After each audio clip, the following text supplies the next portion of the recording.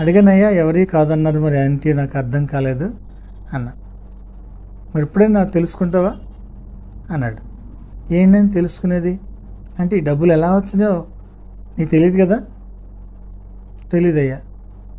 మరి అలాగే నీకు నేను ఇస్తానని నమ్ముతావా అన్నాడు. ఏమోనయ్యా, నాకు అర్థం కావట్లేదు అని చెప్పేసి అన్న. అంటే నమ్ము, ఇప్పుడైనా నమ్ము అన్నాడు. సర్లే నీ చిత్తం అయ్యా అని చెప్పి అన్నాను. అన్న తర్వాత ఆ రోజు నాతో మాట్లాడిన తర్వాత సాయంకాలం ప్రార్థనలో కూర్చున్నాక ప్రభు దర్శనం ఇచ్చాడు. ప్రభు దర్శనం ఇచ్చి, ఇదిగో పలానా స్థలంలో నా వెనకరా అని చెప్పి నన్ను లేపాడు, నా ఆత్మని. నేను అక్కడే ఉన్నాను. నా ఆత్మ లేపి తీసుకెళ్తున్నాడు. తీసుకెళ్ళేటప్పుడు ఈ మన మల్లెపూలు వర్షంలాగే కురుస్తుంది. కురిసి